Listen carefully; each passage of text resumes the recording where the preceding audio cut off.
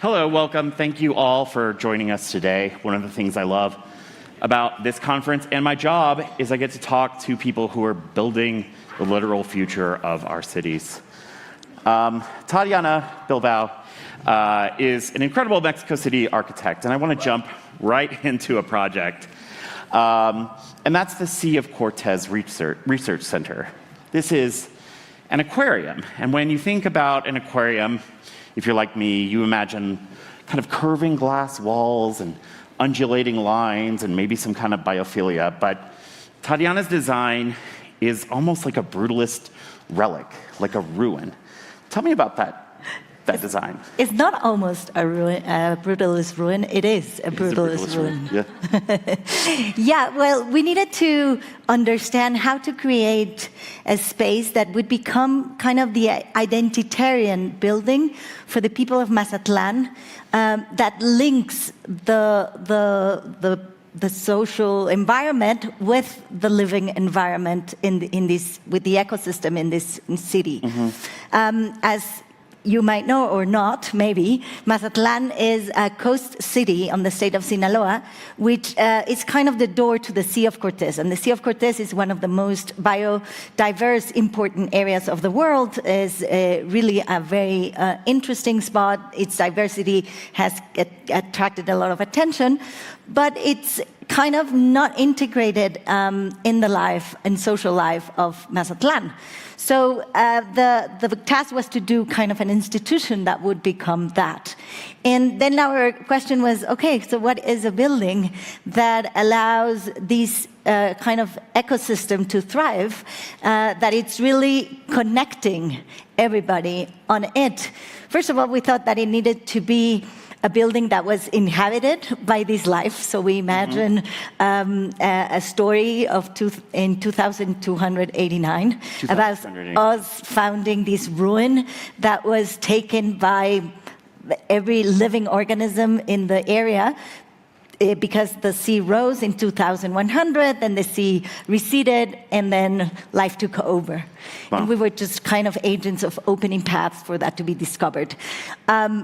I mean, the building was built in 2023. Let's wait what happens in 2289. I'll be there. I hope you too. Yeah, maybe we can meet there for the next conference. Exactly. That would be fantastic. I wanted to talk about the context of your work, your life in your work. Your family came to Mexico City from Spain, refugees from the Spanish Civil War. Your grandfather, Thomas Bilbao, was an architect himself and a Basque political leader. How has that immigrant story framed your work as a designer in Mexico City? It has completely framed my life, so therefore the work I do, because that's how you do it.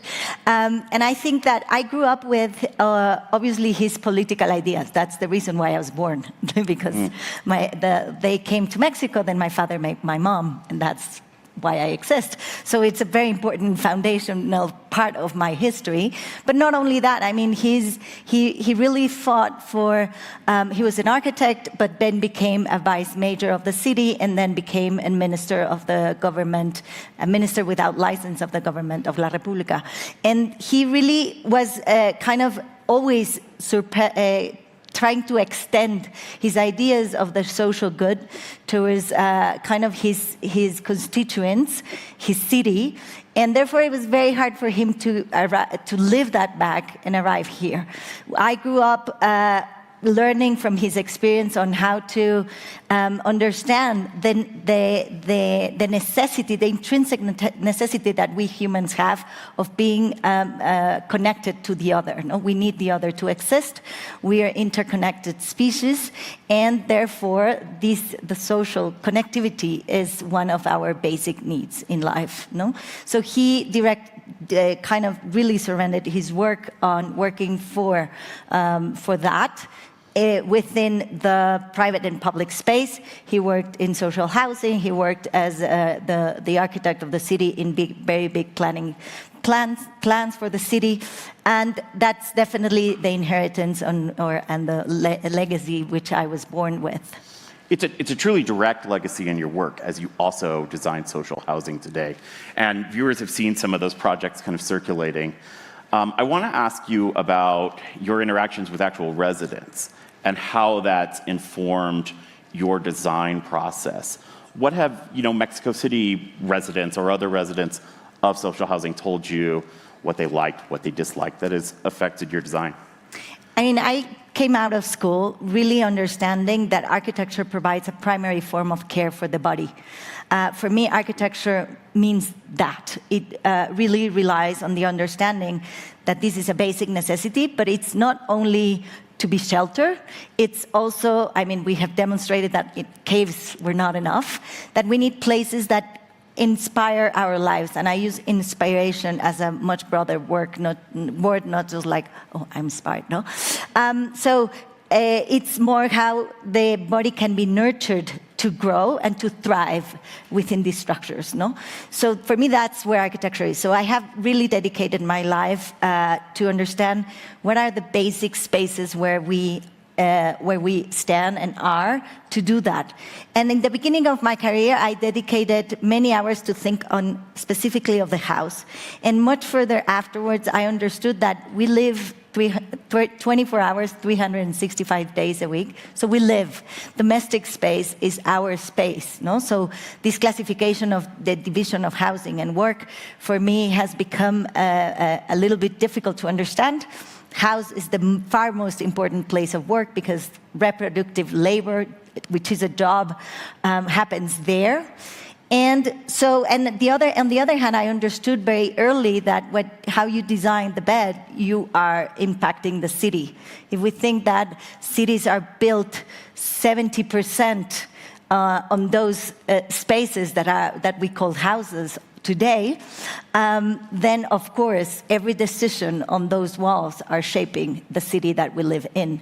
So for me, really kind of the understanding goes from to design how to accommodate or hold that body on that bed for sleeping, or even kind of understanding what is the city to design that bed. You're now designing housing projects in Los Angeles, in Boyle Heights, an area that has sensitive views and concerns about gentrification. So how do you, as a Mexico City architect, work within that context in East LA? Yeah, and you asked the question about people before. I mean, we don't design spaces regarding to functions or geometries or materials. Those are tools. We design spaces for bodies, for people, for histories, for stories that would happen there, for histories that have shaped them, and for stories that will continue to emerge. So we do a lot of understanding on conversations that could promote these possibilities of people designing their own spaces. But it's not always possible. In Boyle Heights, we have a communication channel, but not always. Not always the architect is able to really speak with the users or the final users. And also on top of that, I mean, the final users might be the first users, but that's not meaning that they will be the only users. Right. So we have been really trying to design architecture that becomes a platform for anybody to design their own form of living. That's the question we ask in every project. We don't have answers. Every project tries to answer that question. And in Boyle Heights, we're really kind of being very sensitive to each of the inhabitants. I mean, this is a very unique niche project, but that really kind of is telling us a lot of cues on how we could densify, intensify, and hold the populations that exist in current neighborhoods. One thing in our conversations, whenever I've mentioned or asked you about a housing prototype, you've said that instead you think of it as a housing strategy. Can you talk briefly about that difference? Absolutely. I mean, there's really an urgency of eliminating prototypes. Nobody of us, we are 8 billion people in this planet, one of us is alike to us. So we are all completely different. We all have different needs. We do all have to sleep. We do all have to eat. We do all have to bathe, but we don't do it at any point in the same way at all. We don't need the same appliances to do those things. We don't need the same spaces because those depend on our intrinsic nature physically, but also culturally, politically, historically, economically, and many, many other things. So for me, to reach affordability, we must understand that we are all different. Thank you. Thank you.